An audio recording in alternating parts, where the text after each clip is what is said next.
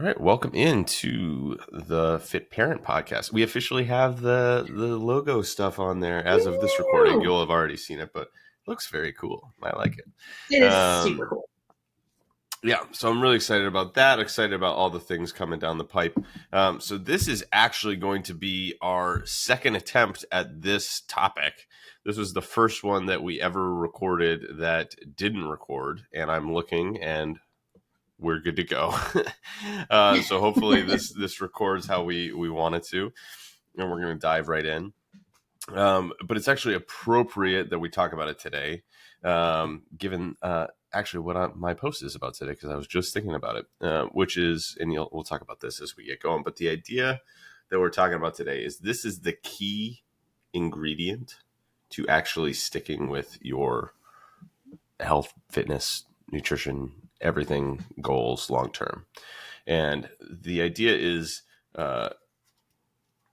people say start with why, right? There's a famous book, Start with Why, right? There's this concept of start with why. Mm-hmm. Like you need a why that What is your drives why? you. What is your why for doing this? But I think that people don't flesh this out in the correct way, and it feels a little bit too nebulous and not as specific and drivable as it ought to be. And so it's easy to neglect it at some point, right? Because the idea behind the why is you go back to that when it gets hard, right? Like my why is more important than my desire to quit. Like it's too important for me to quit. But if we don't get super specific with it, if we don't get super tangible with it, we likely won't be able to keep coming back to it. So that's accurate.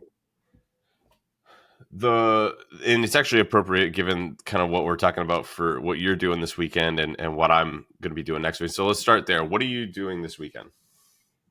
I'm going to ride the Polar Express with my kid, and I think I might be more excited than she is. And Yeah. I've spent the week making matching hoodies because we're going with our with our chosen family. So a friend of mine from high school, her wife, their two kids, we've made matching hoodies. Well, coordinating hoodies.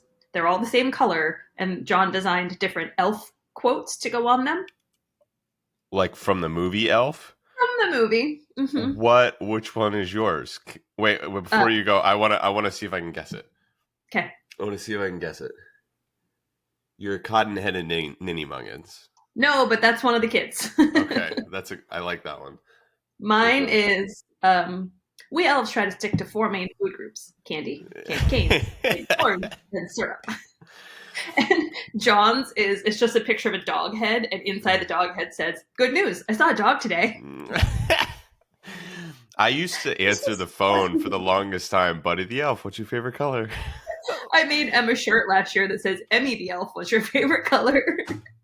It's like one of the most quotable movies ever. Emma and I watched it a couple of weeks ago in preparation for deciding what quote we wanted, and she had 3 pieces of paper double-sided with quotes that she's like, all of these could work, Mom. It's one of those things. It's one of those movies where you watch it and you're like, I didn't realize how many of the quotes that I say are from this movie. You know what the other one is? It's like same era. It was Dodgeball. If you can dodge a wrench, you can dodge a ball. But like, Ball Me Blazer. Like I didn't realize that was a thing, but we just said it all the time.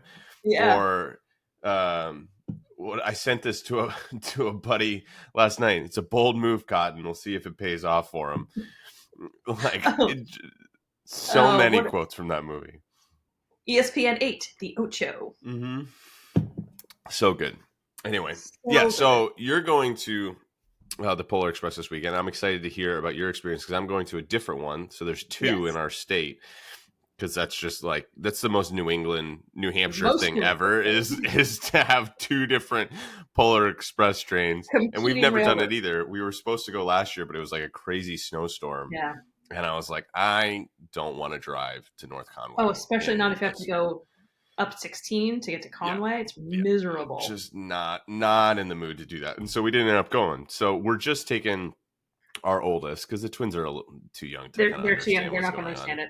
And I'm really excited about it. I think he's like getting to an age where he like kind of starts to get a little bit of these things. Like when we took him to Mm-hmm. see Santa, he was like excited about it. Like the twins were kind of like whatever, they Yeah, said, but like for Levi was sure. excited about it and told him what he wanted for Mm-hmm. Christmas. And then they did the Christmas parade in Exeter, and we got a babysitter just to watch uh the twins so that we could just take Levi, because again we were like, Mm-hmm. it's outside, it's cold, the twins aren't going to get and Levi was like stoked, like Yeah. loved it, like, oh look, there's Rudolph, look, there's the Grinch and Mm-hmm. Frosty and Santa came, and he Mm-hmm. was excited. So I think he's going to be pretty amped You about know who's else is coming on our trip today?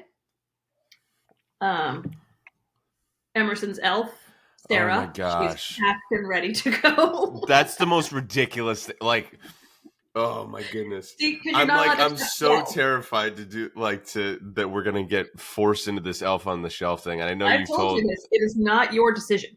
It is. it I'm That I did I not didn't buy get that. to choose how many kids we have. I'm putting my foot down Good luck. Good luck. on I the told elf my mother thing. multiple times that we were not doing the elf, and We're then not doing it. Emerson got the elf one year from my mother. I'm like, God damn it, Debbie. But Just, it's actually it ended up being a lot of fun. But I'm it's sure. still. It's just a lot of, yeah. I'm Just, just waiting there for are the other morning. things. Like, where Emma's 9. I'm waiting for her to be like, "This isn't real, is it? Like, this is you and Dad." But so far, she's like, "Can you believe what Sarah did Spoiler today?" alert for people like earmuffs if you have kids. Jeez, Amy, this is a family friendly. No, it's not, but Yeah. it's whatever. I Um, mean, we don't say anything wrong, but kids have zero. yeah, They have you should know. zero. You They should think know. so much. Okay, so this is an interesting concept. Why are we talking about the Polar Express?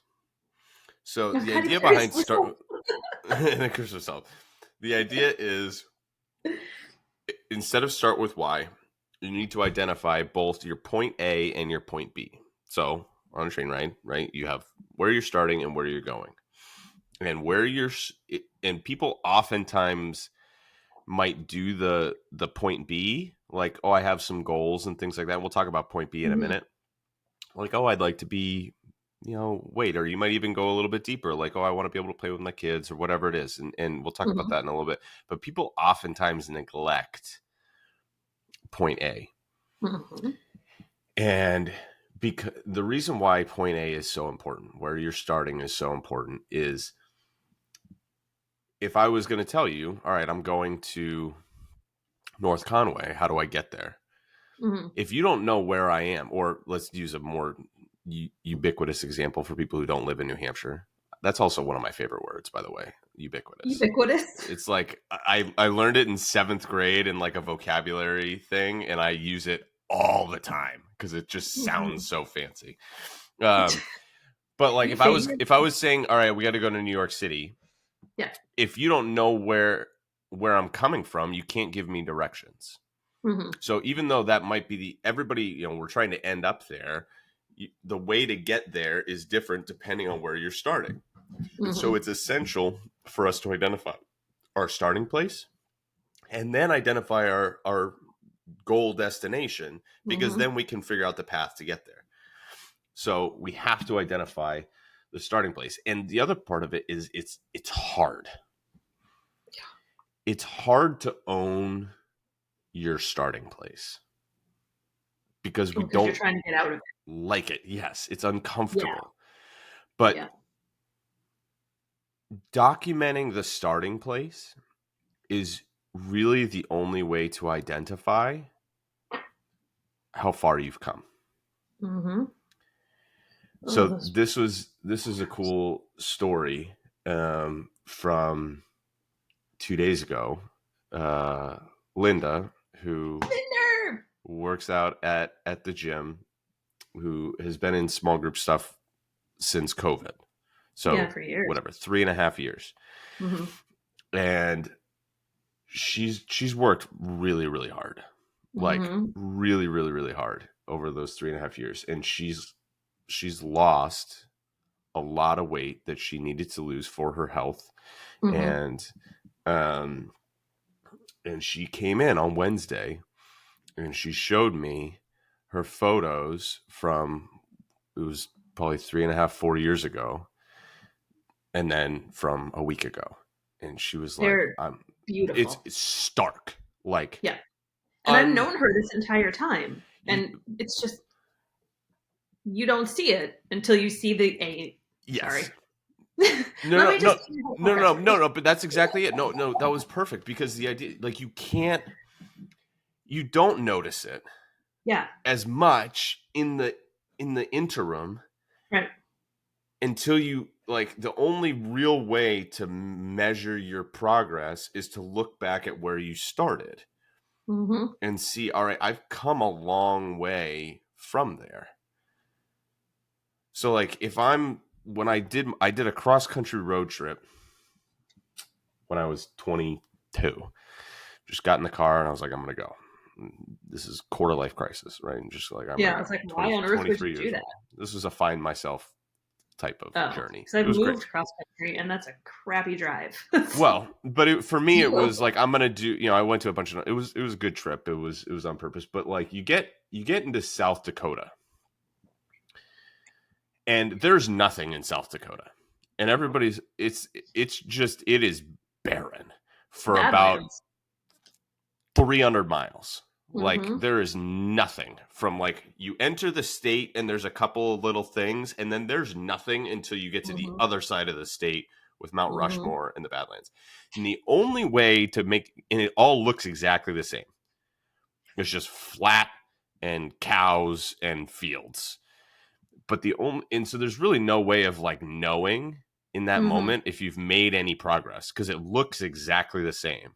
Mm-hmm. The only way to identify if you've made any progress is there's a sign every mile on there that's Wall Drugstore 100 miles away, 99 Wild miles dogs. away, Wall Drugstore. It's like this thing in the middle of nowhere, and it's so lame. But by the Mm-hmm. time you get to Wall Drugstore, you have to stop in because you've been seeing a sign for it every mile for like 6 hours. It is And brilliant marketing on Wall it's Drugs. brilliant, but that's the only way to really. And again, in the moment, you don't really register it. You're like, oh, I went from Mm-hmm. 99 to 98. But an hour and a half later, you're like, oh, I remember when it was the 120 miles and I just saw the 40 miles. And then you Mm-hmm. get closer and you're like, oh, we're almost friggin' there, man. Because you've seen those, but you don't really register it with each individual step.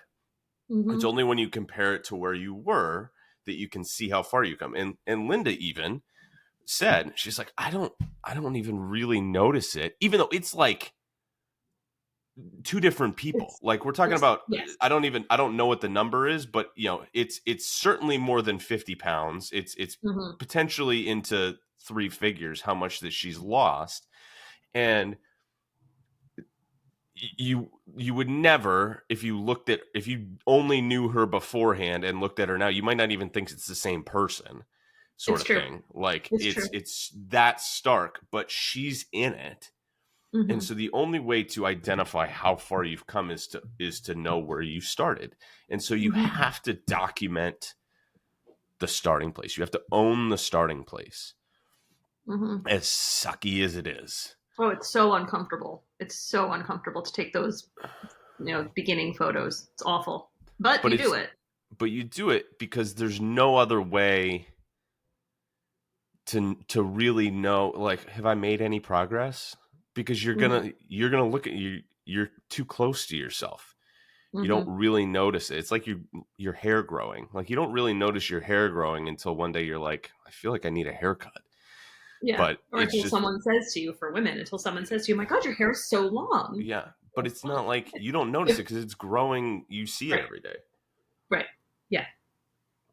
So you got to own this starting point, and you got to document it as much as it Yeah. sucks.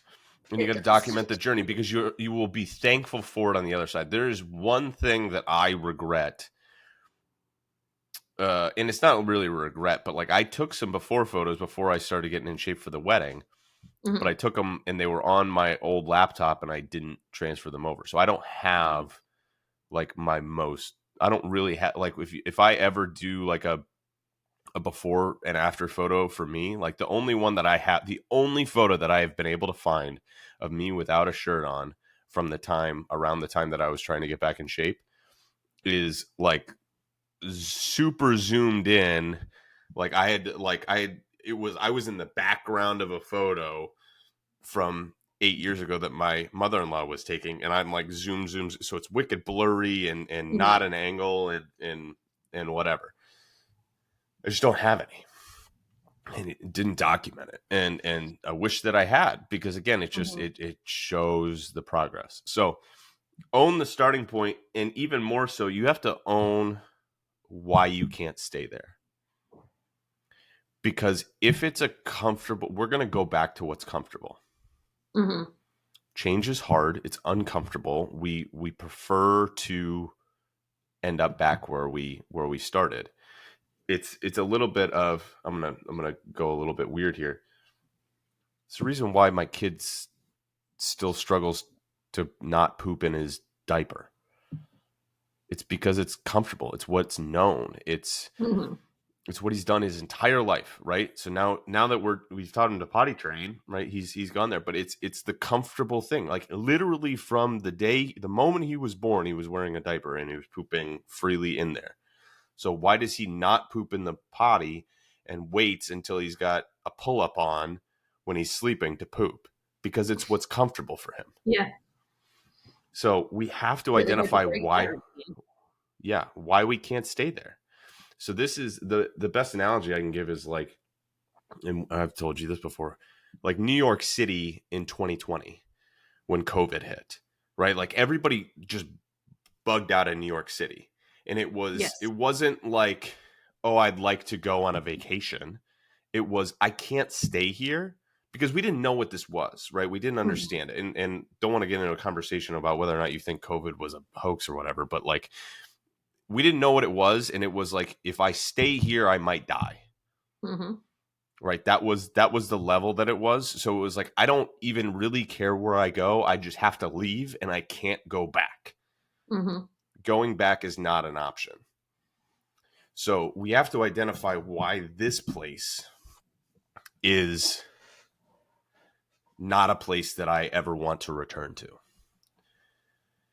And so this is where I think I'd love to share a little bit of your story, because we talked about this. And I told when we first attempted to record this, uh, I said to my assistant Olivia, who's fantastic, I said, Hi, Amy, Olivia.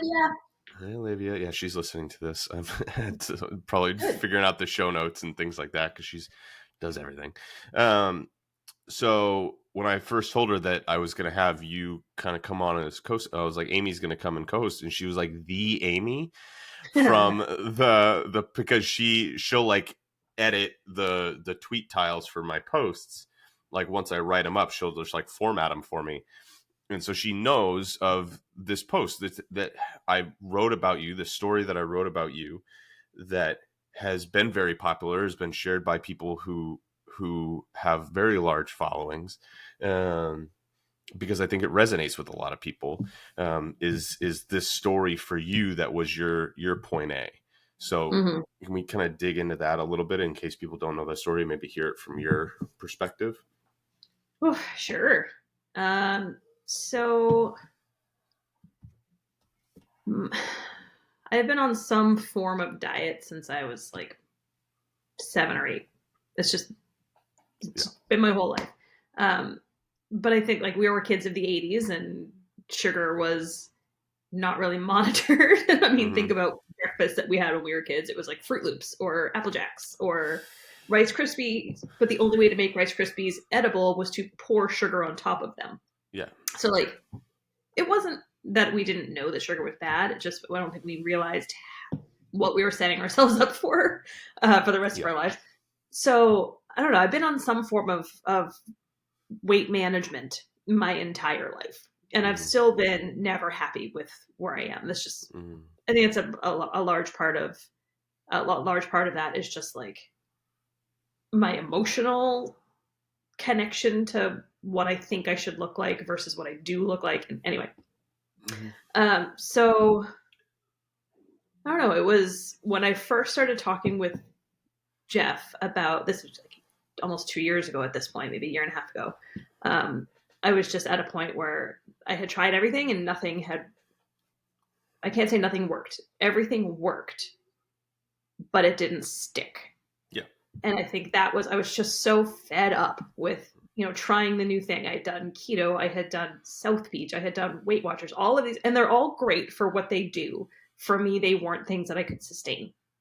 And my biggest hurdle, I think, was that my daughter, who's now 9, so she was just over 7 at the time, um, she had stopped asking me to play with her, specifically when it came to summertime and pool time. My parents had a pool, and then we would go swim at the ocean or go to the lake or whatever.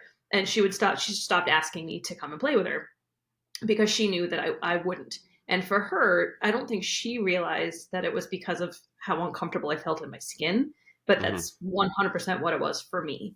And I Hmm. hadn't made the connection that when I was saying, no, no, no, go ask dad because dad will jump Hmm. in. Um, I hadn't made the connection that eventually she would just stop asking me. Yeah. And that was like when she did, it was like a real turning point where Yeah. she just, well, that's, I don't ask you to do that because I know you're not going to.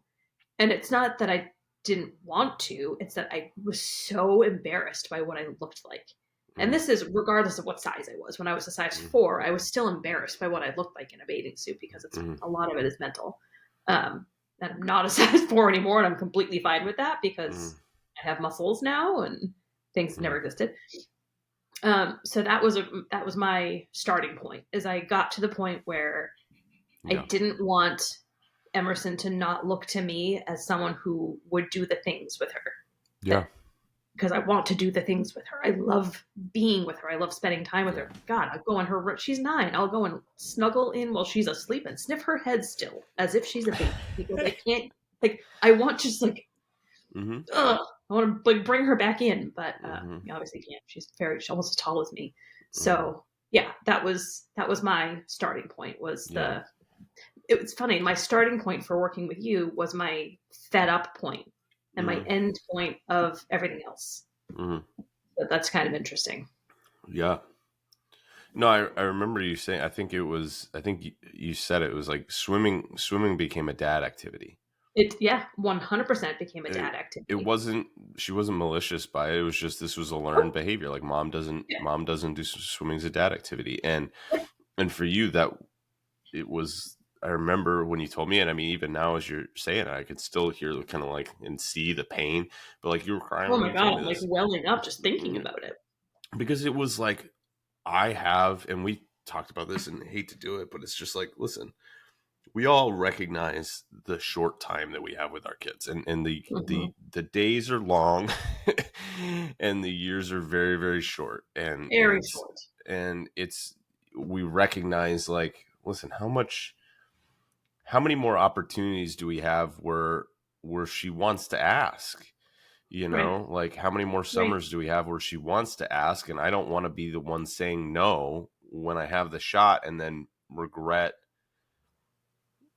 not taking advantage of it when she's not asking anymore. And it's like, you Right. don't, and so the stakes for you were as high as they could get, but there was a tangible Hmm. thing for you that was like, I can't stay here, because if I Hmm. stay here, this feeling is just awful. Oh, Um, it was awful. like to the point where like, it was like, it was kind of killing you a little bit. It was like, Hmm. this is devastating. Um, and so when you get to the point of like, I don't remember exactly when we talked, but I think it was like in the fall or something like that when we I originally think so. talked. Yeah, Yeah, I and it think was so. something where it was like, next summer, this is not on the table. Yep. Like, I'm swimming next summer. I don't care. Like Hmm. if I'm going to do it even if she doesn't ask me, kind of thing. When you get to that point where it's like, this is not like, it's not a question of whether or not I do this. Like, this has to get done. Right. Like, Hmm. I have clients who are, you have a heart issue, and then the doctor's like, listen, if you don't do this, like, you may not be here.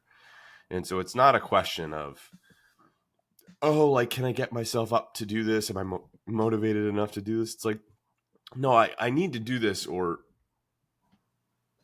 nothing, right? Like, there's no Hmm. or. Like, I have to do Yeah. this. Like, there's not Yeah. a choice in the matter for me. Yeah. Um, so we need to identify a point A that's a place that's so uncomfortable and the stakes are so high that we can't go back. And it might feel, and this is where we have to recognize it doesn't have to always be that way. Okay, but if we're talking about like true life change, and you've been like doing this for a long time and you're like, why can't I ever stick with this? Hmm. This is what you have to have. Hmm. Okay, if you're like, I mean, I'd like to lose, 5-ish pounds, that'd be nice. Like, that's fine.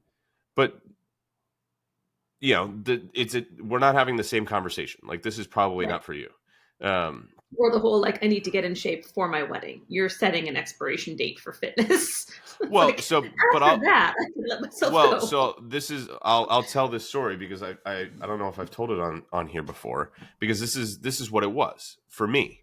Was I Hmm. had run this roller coaster forever, and I was like, I'm just going to get in really good shape for the wedding. Fully expected to be back out of shape 6 months later. But then I started doing it, and I was like, why am I doing this if I know that it's not going to be who I am? Like, why am I going to stand up there and ask Megan, commit to Megan my life, if the person that she's going to stand across from is not going to be the person who's standing across from her in 6 months? Hmm. Not just from a physical standpoint, but like, if I can't stick with this, like, how am I supposed to be a husband? How am I supposed to be a father if I can't do just if I can't take care of me? How am I going to help take care of her? Not that she needs taken Hmm. care of, but like, care for her. How am I going to care for my Right. kids? Like, but again, that's a point A where you can't stay. Hmm. Right. So notice the difference there. The point A that I originally had where I kept on failing was, oh, I just want to get in good shape for the wedding. Hmm.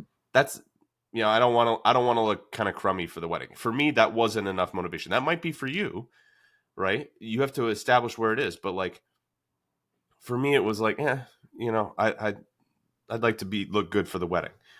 Hmm. The thing that was the point A that's like, okay, I actually have to do this differently was, I if I can't take care of myself, I don't know what I'm inviting her into.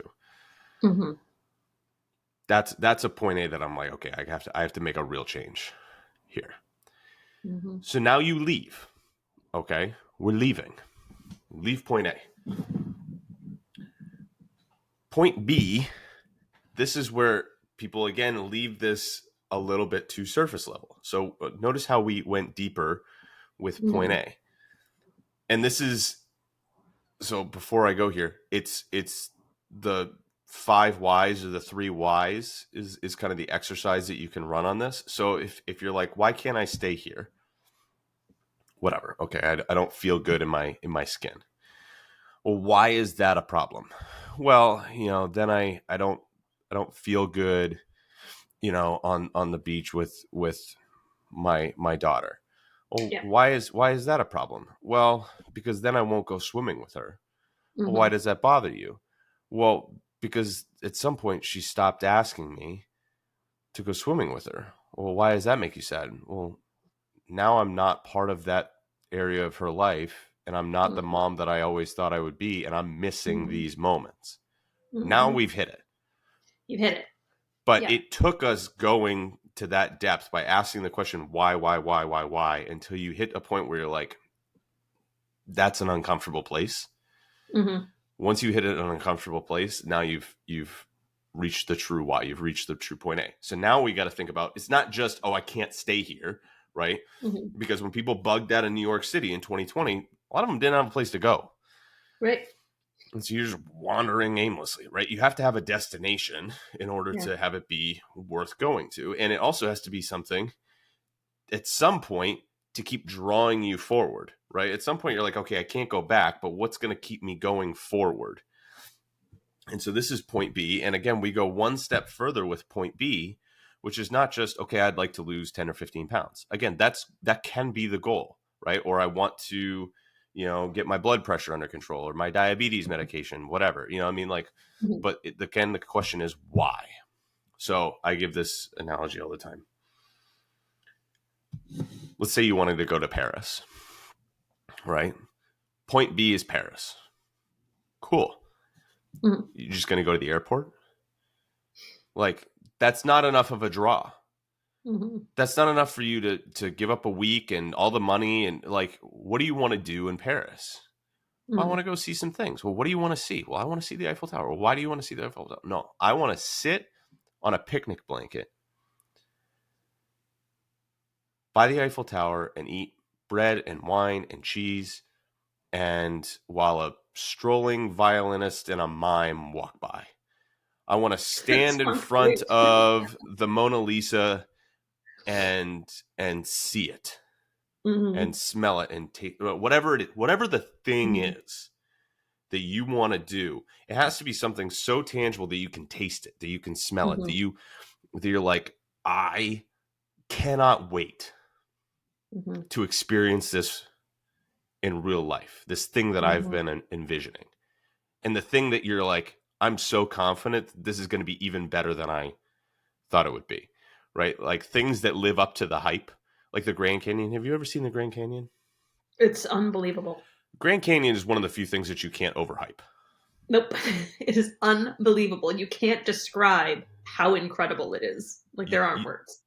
it cannot be overhyped, right? And Yep. so you're like, oh, you want to go to the Grand Canyon, and you're like, the knowing you're not going to get disappointed, sort of thing. Mm-hmm. That's point B, Mm-hmm. where you can taste it. You can. So it's like, I want to lose 10 or 15 pounds. Well, why is that important to you?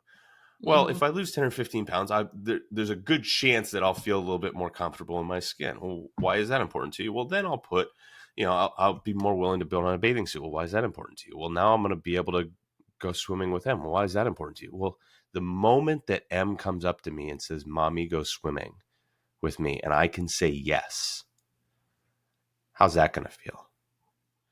Really, really good. Yeah. You know what I mean? Like, taste it. And it doesn't always have to Mm-hmm. be related to point A, right? But the idea of like, I want this so Mm-hmm. badly. So I'll tell this story because I'm posting this today, but this podcast won't come out for a couple of weeks. You remember this commercial a couple years ago of the grandfather with the kettlebell and the Christmas tree star? Do you remember this Oh my commercial? god.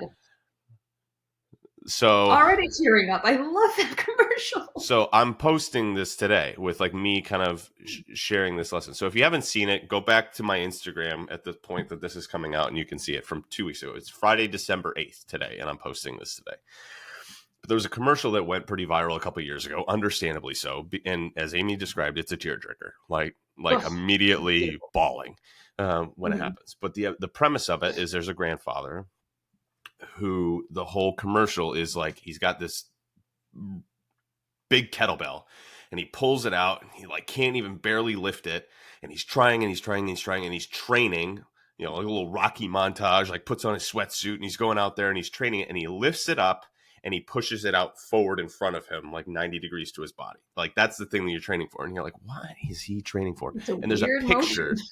It's a weird motion, but he's got a picture in front of him every time he trains, like a picture in a picture frame every single time, and he's looking at it. And then you get to the end and he's like all dressed up, and you're like, holy crap, is this guy going to a funeral? Like, what the heck is going on? And he walks into his, presumably his daughter's house, and his little granddaughter, I'm going to lose it. His little granddaughter comes to the top of the stairs and like smiles, runs down and gives him a hug. And he pulls out the star for the Christmas tree. And goes over and somebody like brings over a ladder or whatever, like they're going to do. And he's like, no, no, no, I got it. And he hands her the star and he picks her up and pushes her forward, that same motion that he's been doing. And she gets to put the star on the top of the tree. And it's this moment where he had as strong of a point B as anybody ever. Mm-hmm. He, like, this is the specific moment that I want. And he trained for it. And the whole thing is like, it's getting hard and he can't do it. And he's like, I don't know if I can get myself up for this. And he's like waking up early in the morning. He's doing it. It's hard. But he can, like, he's like, I don't care how hard this is. I want that more than I don't want to do the hard. Mm-hmm. Because he could taste this moment of like, how amazing is this going to be when I can pick up my little granddaughter and do this, and the smile on her face and the whole thing. And that makes all of it worth it. But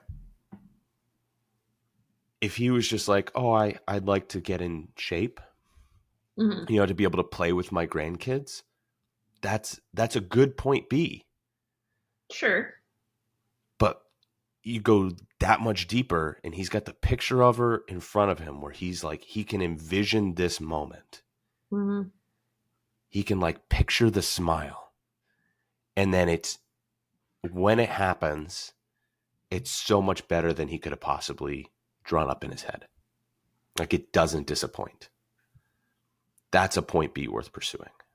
Mm-hmm. Oh, love that commercial. Yeah. If you haven't seen that commercial, definitely go watch my Instagram page if you want a good cry. It's But the idea is, it's not just about, oh, I'd like to lose some weight and things like that. That's the what. Mm-hmm. Right? But the why, you go layers deep. That's going to be the thing that drives you when the stakes are too high for you to give up. Mm-hmm.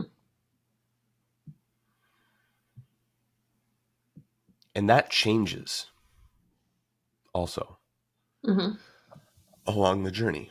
Like, it's okay for that to change. And so I also want to make sure that I'm super clear on this, because I did a post about this the other day. And I got a little bit of some people who it resonated with, which is, it's not vain to have aesthetic goals. Mm-hmm. It's not vain to want to look different or more confident or whatever. Like, one person's point B is not any better than another person's, right? Like, oh, I want to be healthy for my kids, right? Like, that's the one that we maybe think that we need to, and that can be part of it, certainly. But if we're talking about for you, like, the main driver for you, the main driver was not, I want to be healthy long-term for my kids. That was part of it. It's always going to be a part of it. That was part of it. And I think maybe now that's become more of a part of it than it was. And so that's how it can shift. But the main driver for you was not that. And so pretending that this is like the better goal, like, oh, we shouldn't, care about how our body looks or whatever it is, or I should be doing this for my health or, for my kids or whatever. Like, those, if that's your driver, let it be your driver. But like, there's nothing wrong with having your point B be, I want to look and feel better in my clothes, or lose some weight or whatever, or like, I want to feel good naked, like in front of my spouse. Like, that was the original thing for me. It was like, I want to feel good when I'm naked on my wedding night. But it goes deeper. Like, that's part of it. So you can, I don't care what it is, but it has to be true for you. If you're pretending that it is, if you're picking a goal that you feel like it ought to be, you're not going to stick with it because it doesn't matter enough to you.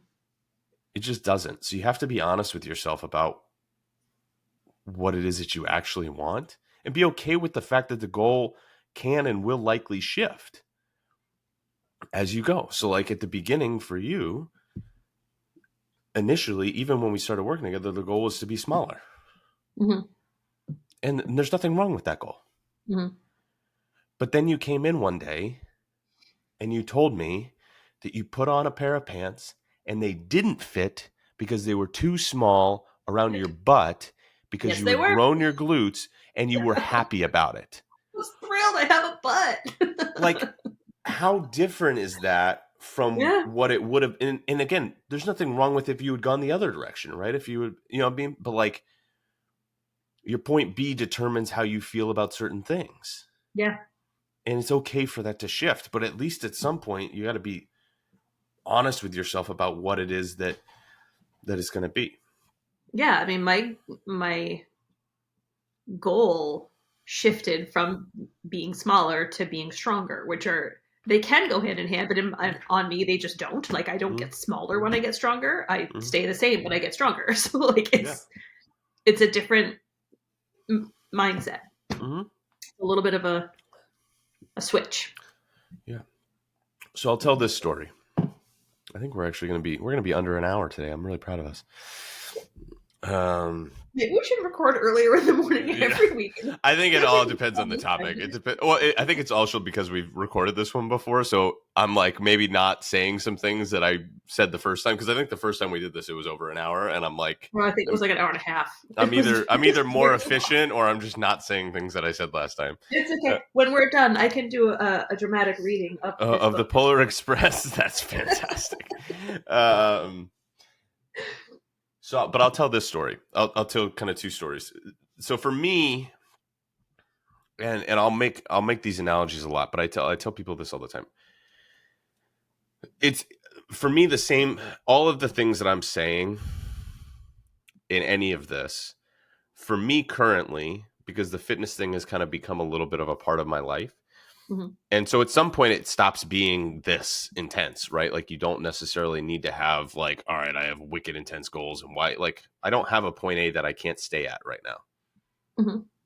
And that's okay. And I have some goals that I want to get to, but it's okay if I'm not going to pursue them as relentlessly because I'm okay. And it's a weird thing to get to when you've constantly been in and a client said this to me yesterday.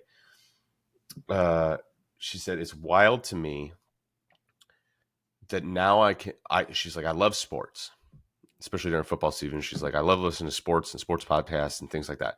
She's like, on my commute in, I'm listening to sports podcasts now, as opposed to listening to weight loss and self-improvement podcasts, which is what I've always listened to for the longest time.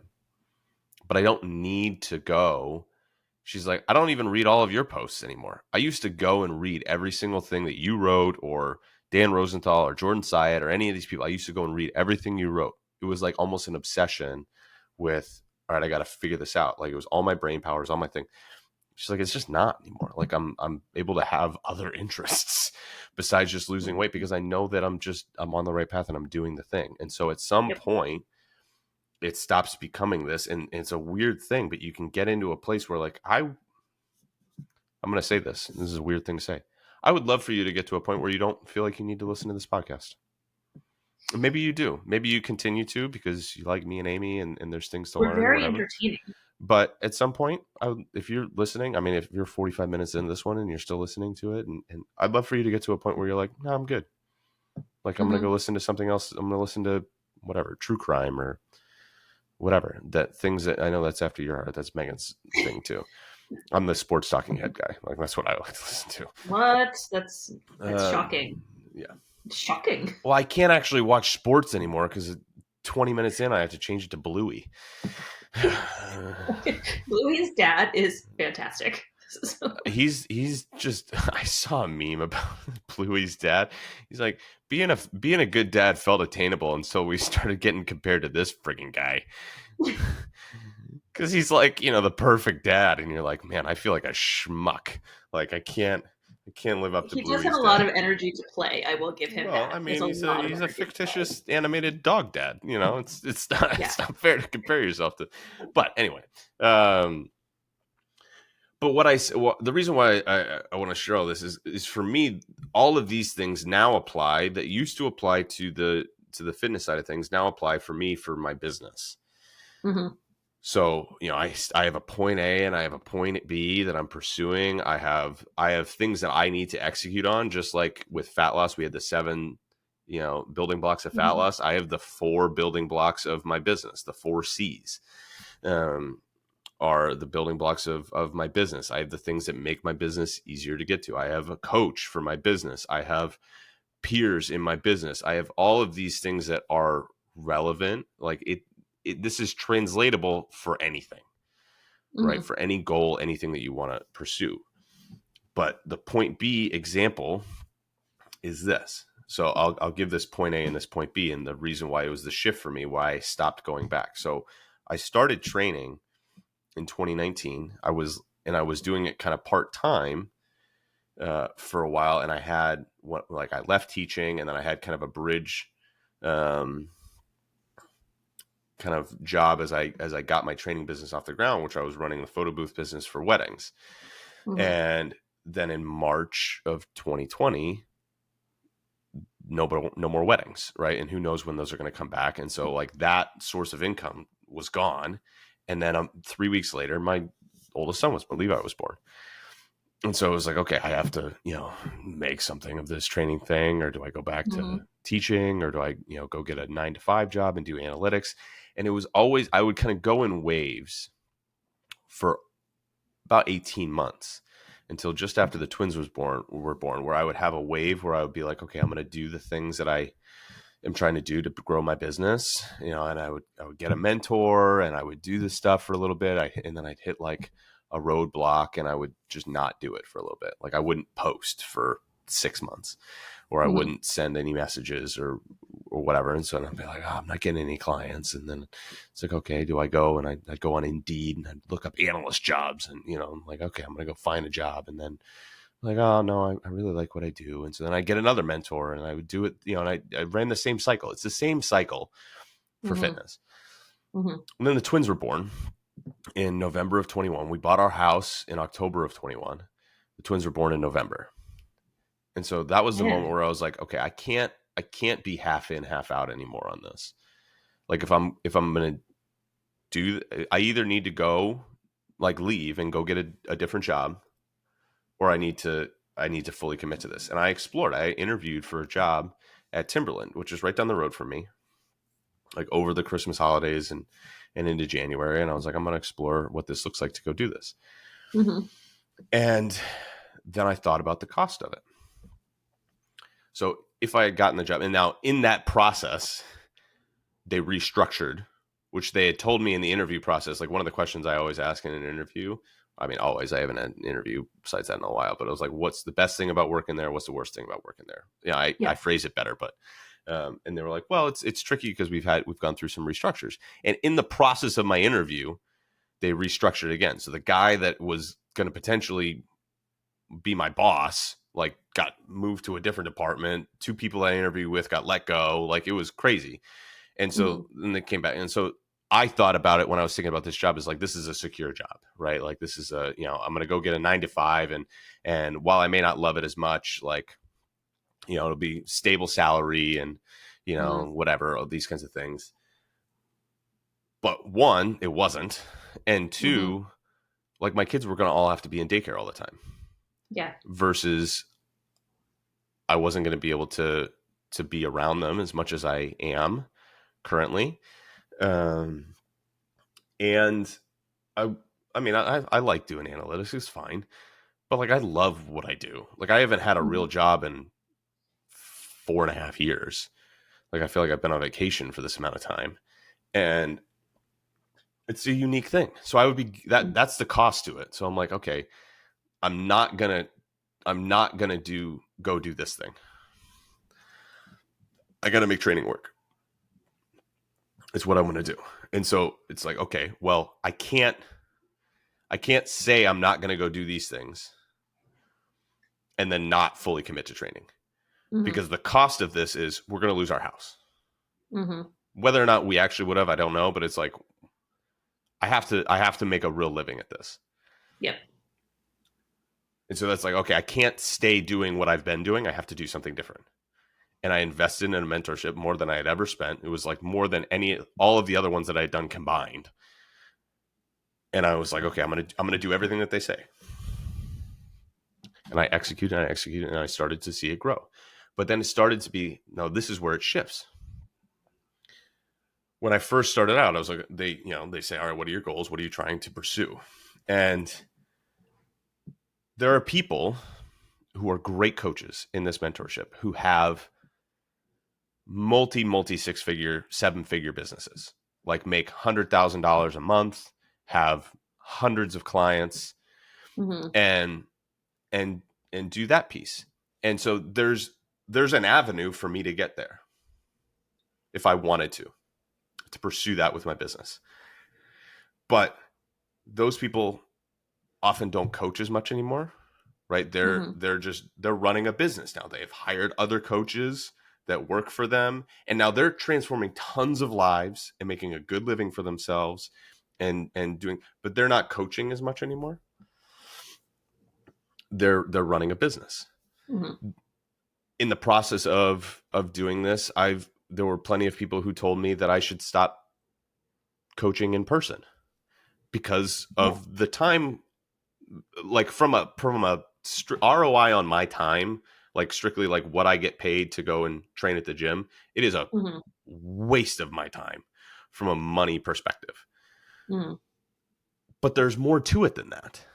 Mm-hmm. There's more to it than that. Like you and I would never have met if I didn't coach at the gym, right? Like Accurate. That's what I'm thinking. You have to run these decisions by me. yes, 100%. But I love it. I love doing it. And the same thing with the business. Like I love the coaching piece of it. Like I don't really have a desire, and maybe I will at some point, but I don't really have a desire to hire another coach to Mm-hmm. do coaching. I don't want somebody to, like, I have a hard time right now. Like I've kind of let go the youth training at the school or at the gym because it just doesn't work for me to be at the gym until 6:30, seven Yeah. o'clock every, multiple nights a week because I want to be home with Yeah. my kids. But there's a like, so I'm like, there's another coach kind of doing that for me, and I don't love that. I don't love that feeling. Like I want to be there for the clients as best I can. Mm-hmm. And so for me, the point B is different from somebody else's point B, even in my mentorship of like, I'm at the kind of the top end of this even now, like levels up. So there are people in my calls that I do regularly that are making like what I make in a year, they make in less than a month. You know what I mean? Like from a revenue perspective, which is Yeah. bonkers It and is. good for them. But Yeah. and their point B is different from my point B. And part of it is it's informed by my life. Like I'm there training is a little bit of a single person's game. It doesn't mean that you Yes. can't do it, but it's a I am unique, not unique, but I am in the minority, the severe minority being not just married, but like having 3 kids, 3 and under. Like Mm-hmm. nobody has that. No. Nobody has that in the, like, I have not yet come across another coach who is in my has like, I've come across other coaches that have kids, but maybe they're further apart or maybe they're older. Like I Mm-hmm. have not, that doesn't mean that they're not out there, but I've yet to interact with another coach that has that. When I went to Edmonton or I went to Dallas or I went to these things, like almost everybody there is not leaving behind kids Mm-hmm. to go to these things. It doesn't mean that you can't. And John Goodman, who runs the mentorship that I'm part of, who's one of the great leaders in the industry, I was talking to him in Edmonton, and he was talking about business, and so he came on there and he was like, I was at an event, I don't know which event it was, but he was like, woman was up there and she's 40s and married but no kids and is a badass, like grown an amazing business, but she's on there talking about Mm-hmm. like all of her different funnels that she does and all of these types of things that to for her launches that she does. And he looked and he was like, there were 17 speakers at this event, 14 of them have no kids. Mm-hmm. Of the 3 that have kids, 2 of them already had grown their businesses to be very successful before they had kids. Mm-hmm. So it's a different game. And so my goal, my point B is not to have the biggest revenue business that I could possibly have or the most clients that I could possibly have, which is counterintuitive Mm-hmm. because why else would you be in business? But my point B is I want to help as many people as I can while still being able to prioritize and be like right now people are like kind of mind blown by this. I basically never work past 3 p.m. Mm-hmm. because that's when Megan gets home from school and we go get the kids. So I almost never work past 3 p.m. Like I'll occasionally do a random thing, but it's the minority. On Wednesdays, I have the twins home with me all day. Like I go to the gym to teach a class, but that's it. So if Mm-hmm. they get a nap, I can get, a little bit of work done. But that's, they napped for 45 minutes this Wednesday. And so I showered and I got something else done. Mm-hmm. And then on Mondays, I have them with me in the morning. And then I have a babysitter who comes over while they nap so that I can go and do a little bit more things. So I think I did the math on it, including time that I'm at the gym. I work like 23 hours a week or something like that compared Mm-hmm. to people in my mentorship who don't have any of that, who work 60, 70. And there's nothing wrong with that. They love it and Right. they want to. And there's part of me that's like, if I didn't have kids, I might work that many. Yeah. I don't know. Like I like it enough to do it. But rich for me is not just about the money. Like the point B for me Mm-hmm. is not just about the money. It's I want to have the business that allows me to do the things that I want to do during this stage of my kid's life because I know that in 4 years, we were talking about this before we started, in 4 years my kids are going to be in school. Yeah. And I'm going to be able to work 5 days a week from when they're, in school until the afternoon. And then even then I could maybe do a little bit because they're going to be older and they're going to be a little bit more autonomous. So if I need to Mm-hmm. like, all right, go play for a little bit and do it. But like right now they want to play with me Yeah. when they're home. And so I want to play with them as best I can. Mm-hmm. No, I'm not great. I'm not perfect at it, but I want to have the opportunity. You're no Bluey's dad.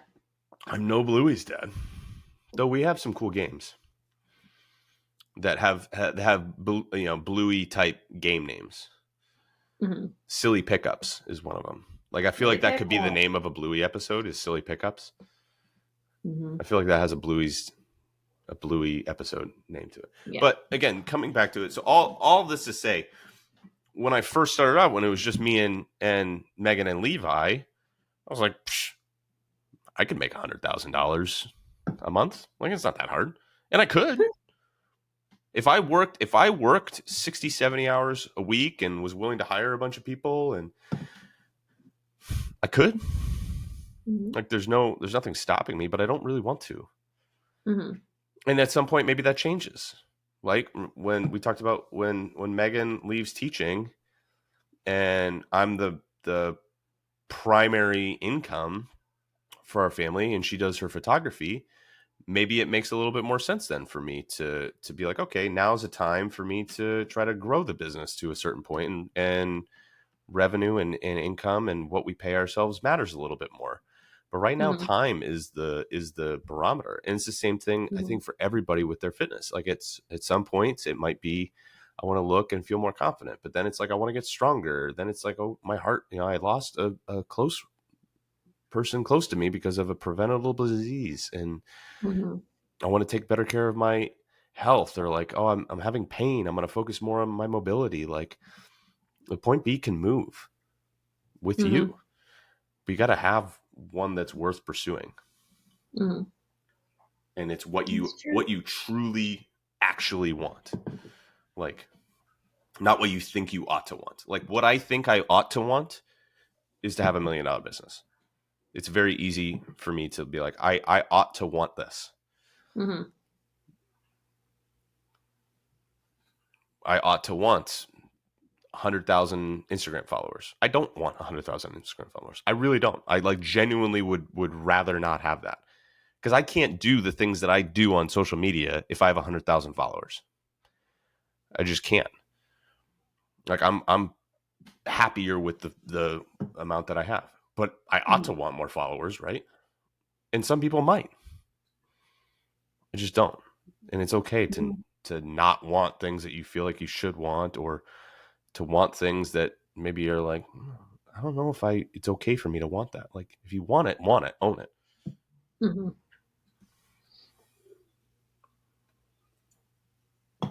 Thoughts? Anything? We can leave it there. Yeah, we can leave it there. I think that was pretty great. It was a You're longer pretty great. it was a Hmm? longer story than I thought it was going to be at the end about my business, but I feel like it helps frame all future conversations Yeah, that I because it's can. also like many of the things that you talk about here are transferable to other parts of life. So it's important to see examples of how, Yeah. so that you're not just, because we can become hyper focused on one aspect of our life, Hmm. because that's just human nature. We tend to hyper focus, or at least my family. Hmm. I think we That's all the do. yeah. So Um, it's important to see that these are transferable skills. 100%. So I'm going to leave you with this. Sure, I'm ready. Thinking about point A and point B. And again, how do you do this? All right, you got to write them down. Like, this is the first assignment that I have every client do. Email me your point A and your point B. And if I'm like, you haven't gone deep enough, I'm like, all right, go deeper than this. Mm-hmm. Ask why a couple more times. But own the starting point. Take the before photo. It's gonna suck, right? Mm-hmm. Because the point B is the easier thing. It doesn't mean that it's not important to have, but it's the easier thing. But own the starting point. And so I heard this from somebody that I want to share. He said it really, really well. His name's Alex Hormozy. He said low points are the things that define us if we expand our time horizon. Meaning that if we zoom out, the low point is the thing that defines all the high points. Like, the high points Mm-hmm. are all relative to the low points. Mm-hmm. So be grateful for the hard, because it's what makes the awesome so much better. Mm-hmm. It's like a parenting thing, right? Transferable. The parenting thing is this: parents get the hardest part of their kids. Mm-hmm. They get just all the hard, but they also get the best. Mm-hmm. You get the moments as a parent that nobody else gets. And it's because you do the hard that you get the best. Mm-hmm. That was just spitting bars. That was awesome. We're going to end it there. That was fantastic. You could do anything hard for 10 seconds, Joe. That was so bad. Oh, that's the worst. I have to tell the story now. Yeah, I do. I thought we were gonna You're end it, but we have to. I welcome. have to tell the story now. So, one of the and I'm gonna make a lot of moms mad right now, but it was meant to be a joke. So I say all the time when I'm training people, and then we're like holding something or we're doing something. I was like, you can do anything for 10 seconds, like hold something, and I'm like, you can do anything for 10 seconds. Like, it's really hard. So Megan was in class yesterday, and we were talking about something, and she was like, I told her basically, she was like, I've never cursed during labor. And I was like, no, you did. You cursed at me. And she's like, when? I was like, well, I deserved it. I'm gonna preface this with, I deserved it. Like, I 100% deserved it. And this was meant as a joke, but it was not the right time for a joke. So she was pushing our oldest son out, and they were like 10 more seconds. And I, thinking she would get it, not thinking about the fact that she's in incredible pain and also had an epidural and has been in labor for 9 hours, I was like, you can do anything for 10 seconds. And all the nurses looked at me like I was the biggest jerk. Like, And she, record screech stop. Everyone's like, understandably, was very, she was like, that was the dumbest thing you've ever. And I'll own, it was not a good moment for me. It was meant to be funny. It did not land. I didn't read the room very well. no. It was also a little bit of an uncomfortable moment for me, and I didn't know what to do with myself. I'm like 2 minutes from being a dad, and I'm like not sure how to be. But it wasn't a great moment. It was not a great moment. But you know Um, what? It makes for a great story.